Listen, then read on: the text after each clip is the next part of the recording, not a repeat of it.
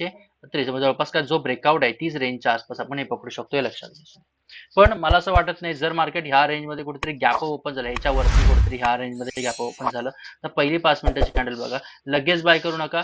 पहिली ही लेवल तोडू दे 22,434 ची, तेव्हा लेवल तोडली तर डेफिनेटली 22,500 पर्यंत मुवमेंट बघायला मिळू शकते. गॅप डाऊन ओपन झालं ह्या रेंजच्या आसपासच्या एक 50 पॉईंट कुठेतरी 22,200 पर्यंत, तर लक्षात घ्या मग थोडंफार आपल्याला अजून परत सेलिंग बघायला मिळू शकते. जवळपास काय ह्याच्या खाली मार्केट टिकल्यावरती पण जर गॅप डाऊन झालं तर 22,130 जवळपास ही जी रिजेक्शन झोन होती आधीची, याच्या खाली कुठे टिकतात तर तुम्हाला अजून खालच्या याच्याने 22,000 पर्यंत सुद्धा लेवल्स तुम्हाला बघायला मिळू शकतात, हे लक्षात. जर थोडक्यात काय सेलिंग कंटिन्यू झालं किंवा गॅप डाऊन झालं तर पहिला बघायचं ह्या रेंजमध्ये कसं होल्ड करते का, होल्ड करत नसेल तर बिंदास सेल करा. आणि अन्यथा होल्ड केला नाही आणि बाउन्स बॅक झाला तर डेफिनेटली तुम्ही पुल बॅक मध्ये ह्याच्यावरती ट्रेड करण्याचा प्रयत्न करू शकता, हे लक्षात असू द्या. निफ्टी बँकचा अनालिसिस, निफ्टी बँक सुद्धा क्लिअर कट आहे, ठीक आहे. पण बँक निफ्टी अजून वरच्या जाण्याचा एक पोटेन्शियल आहे. बँक निफ्टीमध्ये जवळपास काय ऑल टाइम हाय नवीन एक बनवायचा प्रयत्न